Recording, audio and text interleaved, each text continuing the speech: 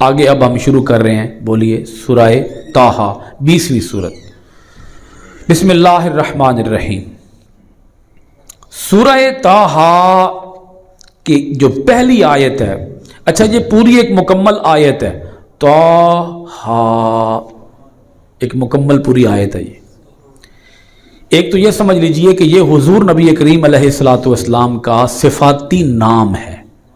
طٰہٰ حضور کا کیا ہے، بولیے صفاتی نام ہے۔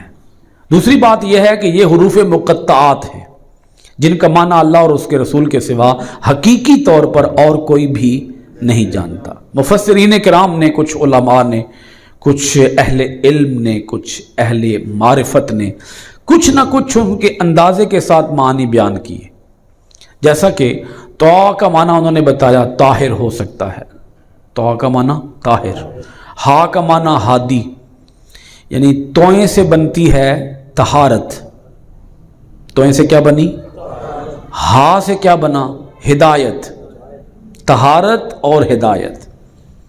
تو ایک تو اس میں یہ اشارہ ہے کہ یہ قرآن جو ہے یہ طہارت دینے والی کتاب ہے اور ہدایت دینے والی کتاب ہے۔ ایک اشارہ اس کے اندر یہ بھی ہے، ہدایت اسے ہی ملے گی جو پاک ہوگا، ناپاکوں کو اللہ تعالیٰ کبھی طہارت نہیں دیتا۔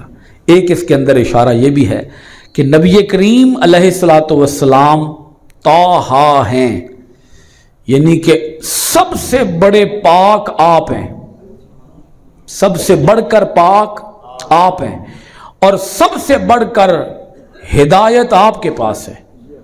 طہارت اور ہدایت کے اندر آپ کا کوئی ثانی نہیں ہے، آپ کی کوئی مثل نہیں ہے، آپ کے کوئی ہم پلہ نہیں ہے۔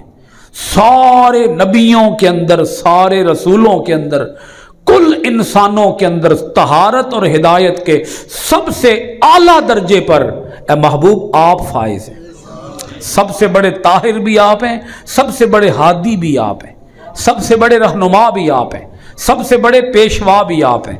تو یہ حضور کی شان بیان ہو گئی طٰہٰ کے اندر، حضور کی شان اللہ پاک نے بیان کر دی کہ طاہر بھی، سب سے بڑھ کر طاہر بھی آپ ہیں، اور سب سے بڑھ کر ہادی اور رہنما بھی آپ ہیں۔